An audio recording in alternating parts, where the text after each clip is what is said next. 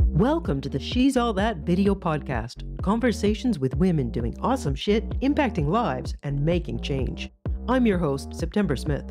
In this last episode of Women's Month, I'm talking to Dr. Blanca Bernal. She's all that. Climate scientist, Antarctic expedition participant, and co-founder of Ellas Lideran, a group of climate scientists who are working for gender equity in the conversation and decision-making on climate solutions, and publishing books to bring children into the world of science. She's all that. From her native country of Spain to her home in the US to the Antarctic and around the world, Dr. Bernal provides technical support to governments, companies, and organizations in climate change mitigation and resilience. And through Ellas Lideran, she's promoting diversity and leadership for climate action, building bridges between science, society, and decision-making for a more just and sustainable future. She's all that. Welcome to the She's All That video podcast. I'm September Smith, and I am delighted today to have Dr. Blanca Bernal here as a guest of mine. I have been watching her for about the last 2 months when I actually discovered her on another podcast. Dr. Bernal is a scientist. She's a climate scientist with a specialization in, correct me if I'm wrong, in carbon sequestration with a focus on how natural wetlands can actually be part of the solution in that. But in addition to that, well, we're going to get into it. She's got a really amazing story, and she's doing some amazing stuff with other women, climate scientists. So, Dr. Bernal, welcome. Thank you so much for being here with me. Thank you. Happy to be here. Thanks for having me. You, brave woman, did your master's and your PhD in another country, in another culture, in another language. What made you choose to leave Spain and go to the United States to do your education in this area? Well, it wasn't really a premeditated decision. I just came to the US with a scholarship when I was doing my bachelor's in Spain, and started working actually voluntarily in a lab that was doing wetland research, and with a professor that kind of coined the whole concept of ecological engineering, which means using ecosystems and natural systems for the benefit of nature and humans. And I started getting engaged with that idea, very interested in the use in restoring nature and using the benefits that nature provides as a sustainable way to develop our societies. So after being there for that 1 year, I went back to Spain, I graduated, and I applied for grad school with this professor in the same lab and started with a master's. I thought that was going to be enough, but I kept on getting more engaged and started developing the scientific career that I pursued, and yeah, that led to the PhD, then the postdoc, and the usual way until after the postdoc. Instead of taking the traditional academic path, I just stepped out of that usual scientific career, and I moved into applying science in a nonprofit to do also sustainable development. Now, it's so interesting for me that the whole thing of using existing environmental ecosystems to help correct the situation that we have created and the climate change that happened. Because I myself am a mechanical engineer from way back, and was very interested in climate change, environmental, or the impacts on the environment. But at that time, it was all, what are the technical engineered solutions we can put in here? We'll create this machine to do this, and we'll add this to the atmosphere, and we'll do that, instead of working with nature itself. That is a wonderful development that we've gone into. What exists that we can use? So how, just briefly, for the geek in me, I know you specifically focus on coastal wetlands. How can coastal or any wetlands actually help us with climate change? Well, in many ways, actually, not just the coastal wetlands. Every wetland they're very dynamic ecosystems. They sequester all this carbon from the atmosphere and store it into the ground, keep it there for the long term, especially if you're looking at coastal wetlands, because of the chemistry of the water. The salinity is keeping that carbon locked in the soil instead of being released back at the atmosphere as greenhouse gases. Not only that, they are also natural sponges in the landscape. So they take all that water that comes in from the watershed, and they filter the water, and they release it cleaner than it was, let's say. So those are two very important things that that can help us, that are a service, an ecosystem service to humans, cleaning up the water and capturing carbon, keeping it out of the atmosphere.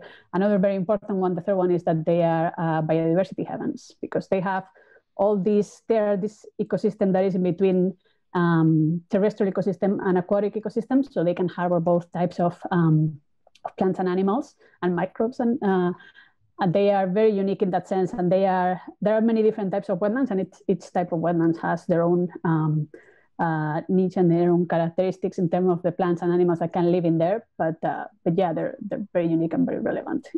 And you are actually advising organizations and countries on how they can be using these ecosystem, wetlands, and other forms of ecosystems to help them combat climate change. Right, yes. The majority of my work consists in that. We work with different stakeholders. It could be government, it could be private sector, it could be other organizations. And it's very much focuses on climate change mitigation and using natural resources to develop sustainably, with that focus on ecosystem services, and that focus on either reducing greenhouse gas emission or capturing carbon from the atmosphere and locking it into the ecosystem. Now, I recall hearing when I was listening, first discovered you, I was actually doing a workout at the gym, so I'm walking around like with the weights going like, wow, ooh, this is so cool. And you gave the little explanation about how the coastal wetlands are different because of the salinity, and as you say, because of the chemistry involved there, but they actually have almost no methane off-gassing as opposed to other wetlands. And I was like, wow, I just learned something. But it also occurred to me, everybody wants to live on the coast, and coastal development is huge. The price of real estate on the coast is so much more lucrative for those selling it. So we're kind of in a battle between what we need for climate change mitigation, using natural ecosystems, and the human desire to have a lovely place to live. Yeah, and that's where the idea of understanding how nature works and how we have to keep a balance between human and nature systems is important, because in the coast, by not having those wetlands and having development, you're going to be completely exposed to sea level rise, to storms, tidal surges. Whereas if you have a wetland in there, it's actually protecting your settlement and your urbanization, your everything that you want to build in there. And you're going to be more resilient to environmental change. And environmental change is happening. I mean, we know climate change, nobody denies anymore that climate change is real. What is difficult to track is what is the different impact of climate change in different areas of the planet. And coastal wetlands are definitely, coastal areas are definitely at the forefront of climate change. I mean, not just for sea level rise, that they can also help abate, because a wetland basically subsists by capturing those sediments and that water that comes from the inland, and they basically build up soil as sea level rises. So there could be a good way of stopping subsidence of the coastal lands, but also because of the mitigation of climate change by capturing carbon, and also by being a buffer from coastal storms. So just destroying wetlands and ignoring them is definitely a step back for us, and is actually taking us to the risks that we are seeing now with typhoons and the destruction really in the coastlines. Yeah, absolutely. So keeping those things, is like a buffer between you and the sea level rise and all the onslaught of the damage from these storms that are hitting us. And we've heard over the last number of years, they're getting more frequent and more severe. Exactly. Is there a lot of traction in understanding that in most regions, do you find? Like our governments and or the bodies that make the decisions, are they understanding the importance of this? I mean, vis-a-vis unrestrained development, because the economy development. Right, it's always a balance with these kinds of things. It's the same as when addressing climate change. There's always priorities that people, companies, and governments have, and thinking about the benefits of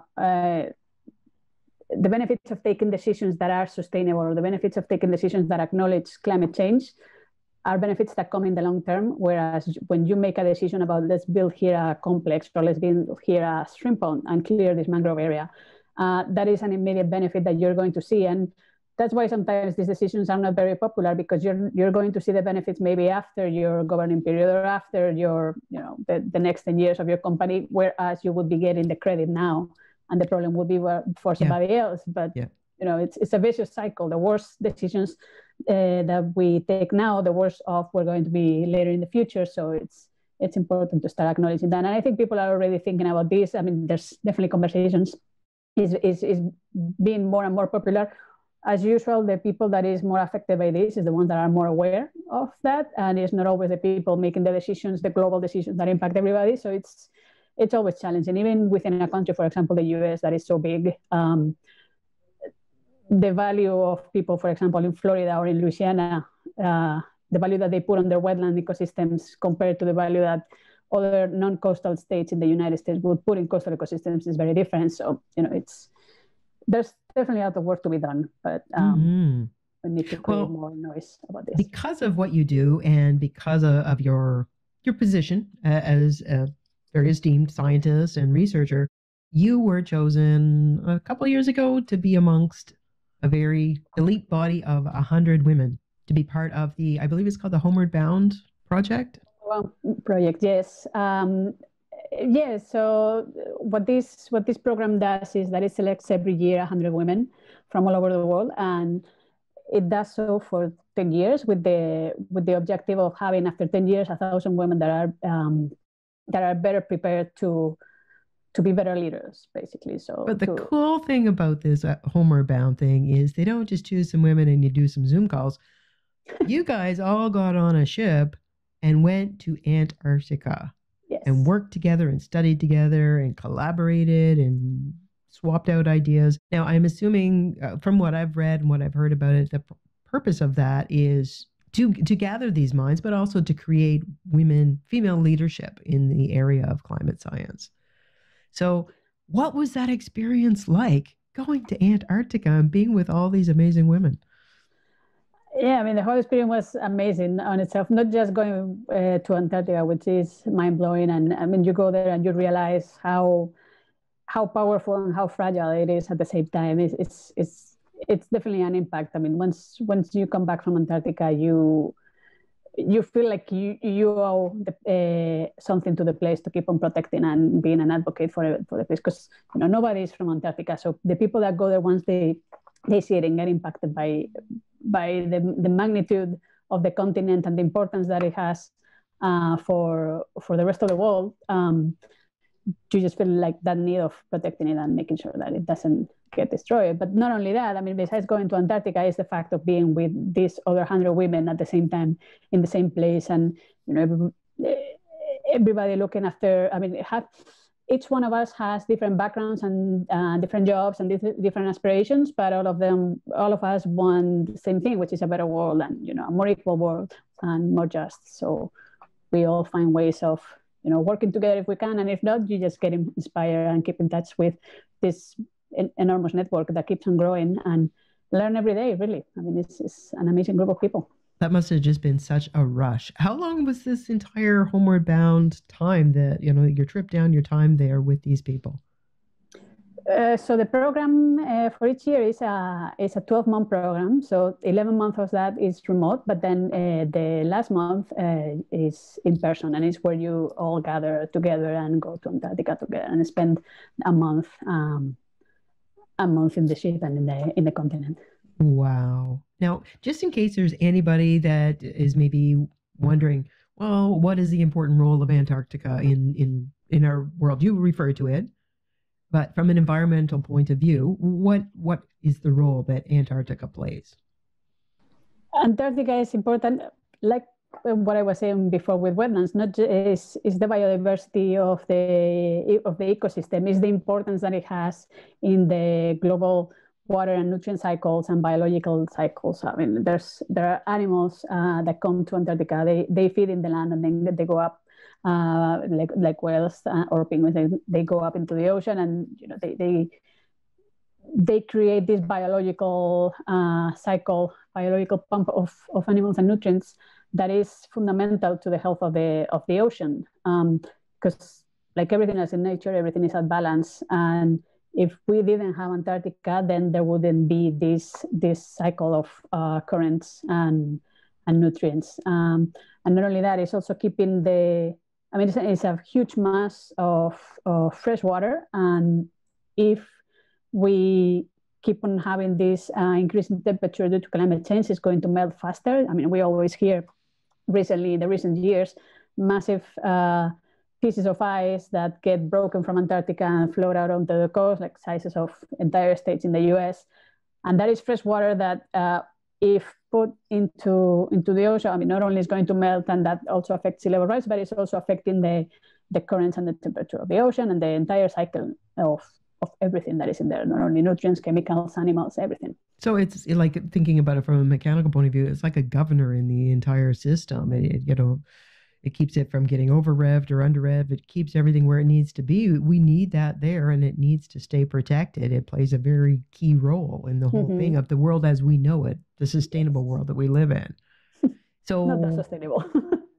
Well, working towards that, I guess, hoping to keep it sustainable. So you and 99 other women are on this ship for the month, and you're going down there. And out of that was born a very exciting organization. And the name of that, I believe, it's in Spanish, but Ellas Lideran, she leads, or they lead.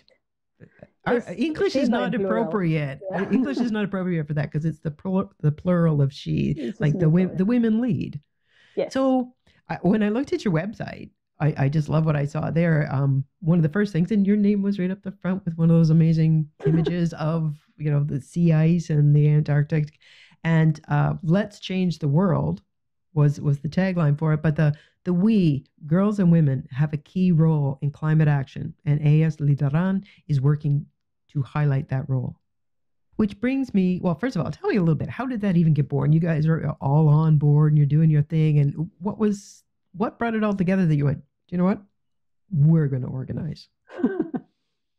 Well, actually, so when I went to Antarctica, my cohort was the fourth cohort, and you have to get during the year, you have to get together with different with other women that were selected, with different participants of the program, and work together to. I mean, this is if you want, right? But this is what we did. Work together to fundraise and to raise awareness to the issues of gender equality and climate change, and so we quickly formed a team with the rest of the Spanish participants. So that year there were 7 of us, but we were not the only Spanish participants over the course of the program. 2 years before, there were another group of Spanish women that were also participating. So, and we've been in touch with them. Once we entered into the program, we actually got connections with them. One of our team actually was already friends with one. I mean, it worked out in a way. So we started thinking, they actually were starting thinking about how to help us do this fundraiser and stuff, because they had already gone through the process, so they were fairly familiar with it. And from that cross collaboration, and with the idea of thinking, okay, we have this message that we would like to amplify. I mean, it's not just about us going to Antarctica, but to try to move things into something that we think is, prioritary for the world, the change that we want to see, like gender equality and climate action.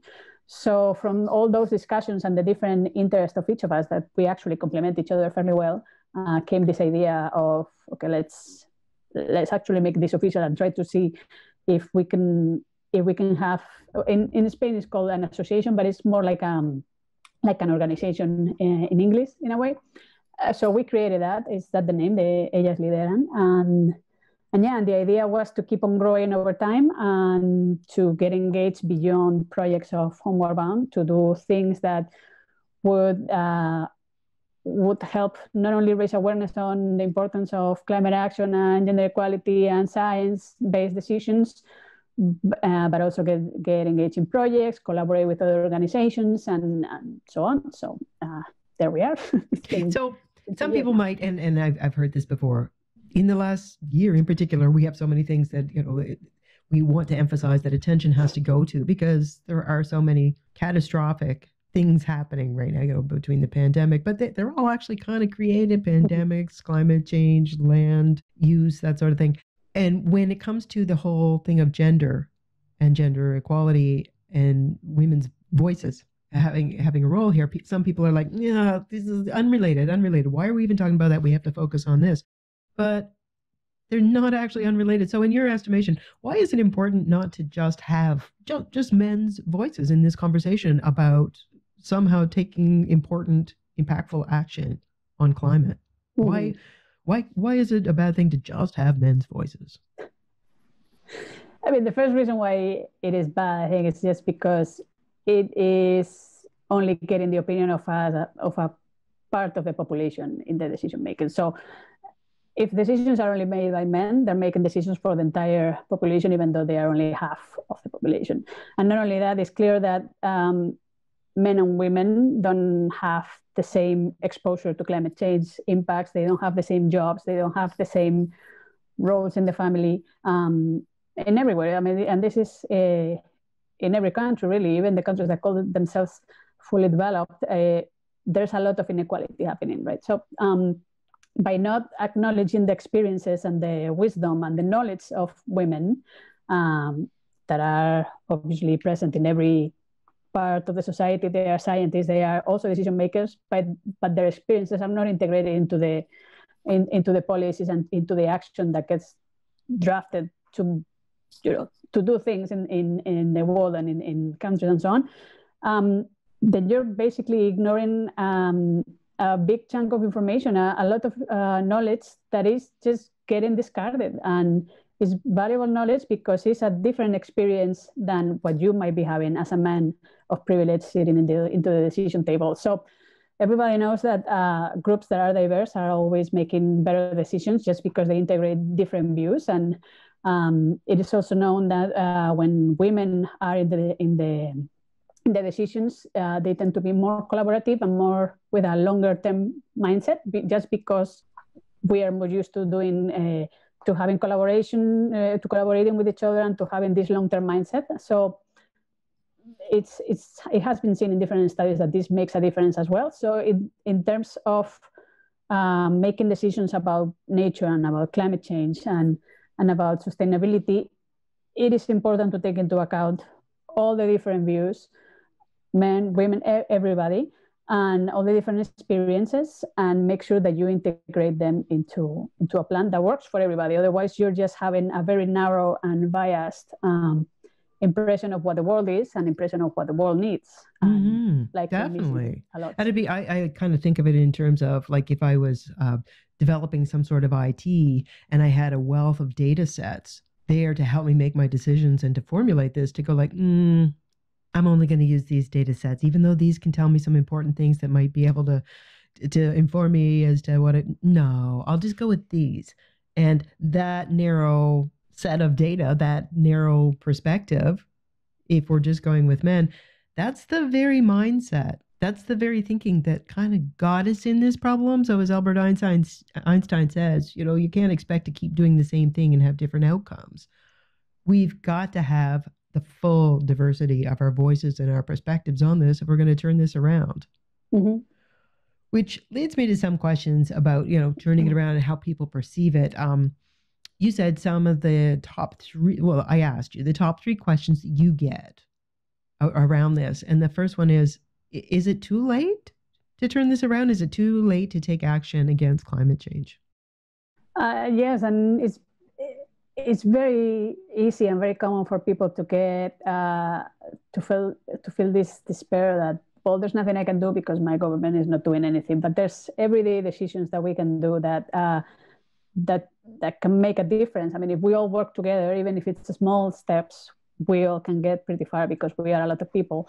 And not only that, I mean, you as an individual, you have a vote, you can change the governments as well. So it's never too late to make these changes. Every day that we keep on not doing anything is going to be a tougher decision and a tougher action later. But we should always think that we have a chance to change things. I mean, we make decisions every day and all of them have an impact. Mm-hmm.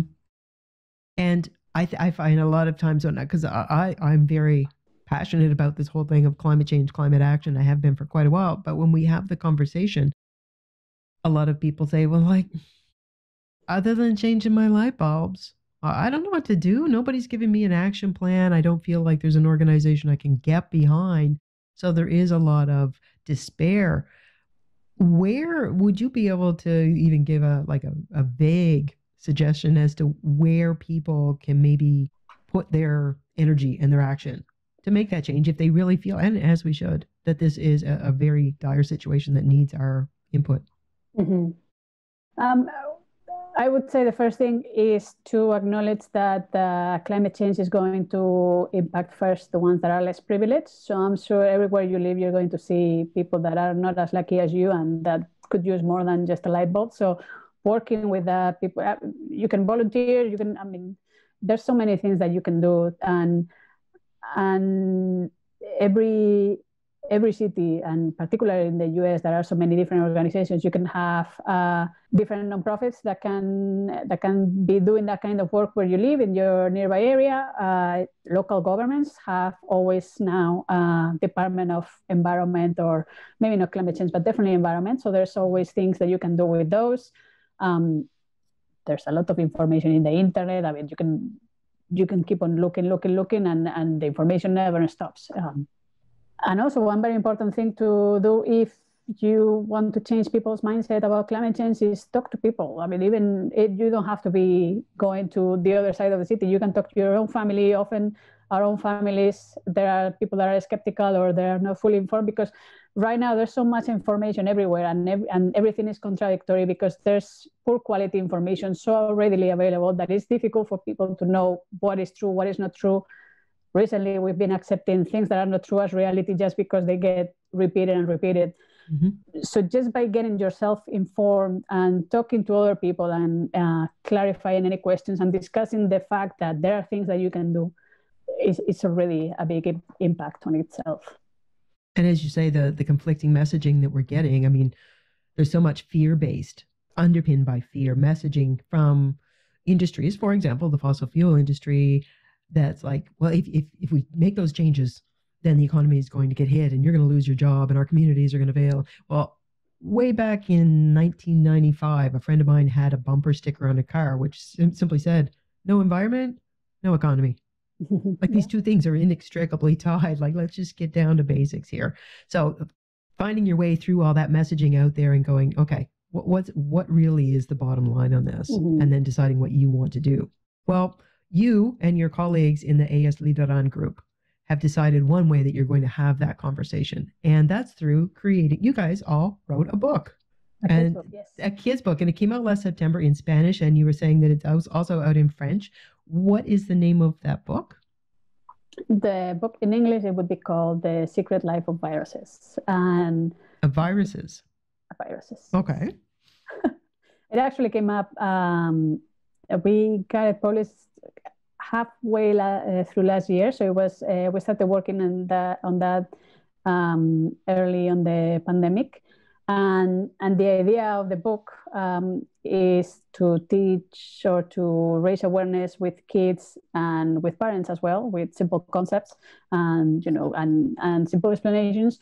The importance that the importance of nature in dealing with these kinds of things, like sending the message that our health is completely connected with the health of the planet. And so by not preserving the planet, not only you're going to be weaker, you're also going to have more of these virus like that we had in the pandemic right now being released and exposing us to different threats.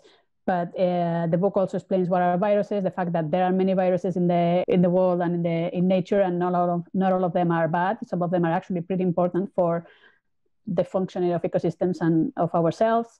The book also explains how an infection in our body works and how our body combats viruses. So it's not like we're always going to have to be getting very, very sick. Sometimes we will, but some other times, most of the time, we're going to be okay.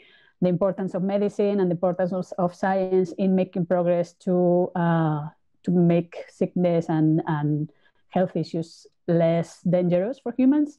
And then we also have some other information about what is a pandemic, what can you do if you're in a situation like this one, things that you can do in a lockdown, but also do to preserve nature and to collaborate with others and so on. So it's really a well-rounded story, not just about, okay, yes, there's a pandemic, this is what viruses are, but it's also telling you an explanation of how everything is fitting together in this idea of one health, which is, your health and the health of the planet.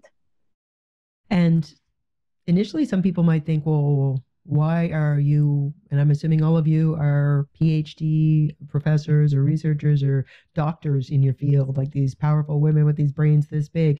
Why are you talking to children about that? What would your answer be to that question? Why is it important that we address the children? Well, obviously, the children are going to be the ones making future decisions as well, and not just in 10, 15, 20 years. They also make decisions now by talking with their parents and so on. So all the knowledge gets transferred, not from top to bottom only, also from bottom to top.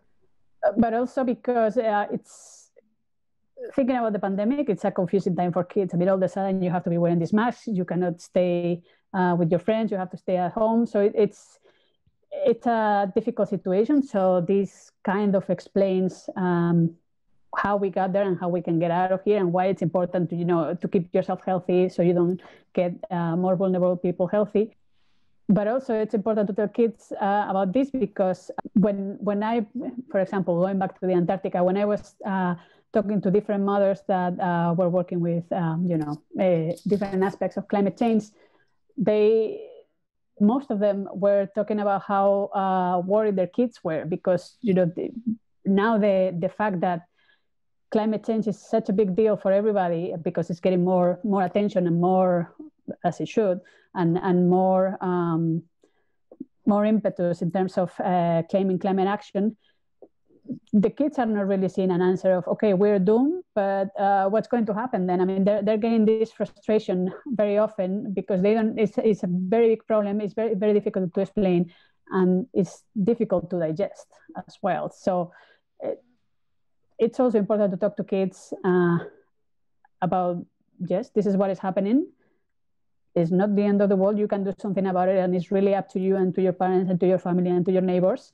And we have the means to get out of this one, and we can do it. You just have to, stay positive and work together. Which is such an amazing solution, because when my child was little, I was lecturing at a university, and my absolute passion course that I was teaching, it was a seminar, was environmental issues. And there was my kid, and she's seeing mom, and I'm passionate about researching and teaching and learning about what's happening and all the effects. And it was leaving her with a great feeling of despair and helplessness. And it's like, is my world just totally screwed up? And do I even have a future? So as a mom, I felt like, oh my God, how do you balance the reality of it, what needs to happen, and not totally overwhelm the children and the younger generations that are growing into this? That you've put a book together that actually addresses that and helps give them some greater understanding of it and a way forward. That's an amazing start. Yeah, well, the book is about viruses and, connecting your health with the health of nature, but it goes along those lines. I mean, it doesn't get specifically into the very in-depth details of climate change, because that would be a whole book on itself, but it touches on the importance of all these impacts. So is Ellas Lideran thinking of doing book 2? Where you then we have many ideas. We need a library of those books, so get working. I know you're busy, but come on, get on it. I think that'd be amazing. I'll be the first one to buy it. So the English version comes out when? I think I saw this summer. Do you have Yes, I think it's coming out in August, yes. With COVID, everything got kind of delayed. It was going to come out after, but it's already been produced and it's coming up in the next few months. Now, can people get on a waiting list for that to make sure that they're alerted when this book comes on sale? Yes, you can actually go online to any place that you actually buy books online, and you will see you can actually pre-order like any other book. So, yeah. Fabulous. So people could actually go on Amazon right now and pre-order this book for their children coming out this summer. That's amazing. Oh my God. And if people are inspired and want to find out more about Ellas Lideran or actually help you, how can people help you? That's a good question, because we still have a lot of work to do to, channel all this energy into concrete projects. I mean, the most easy thing for anybody is to go into our website and contact us.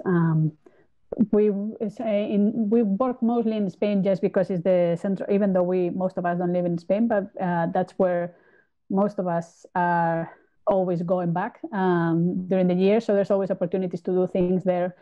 If we have events or if we have talks or anything, it would most likely be in there. But now with COVID and with webinars and stuff, we can also be reached out and be seen in online. So there's always ways to do that. But yeah, the best way to engage is to reach out to us through the website.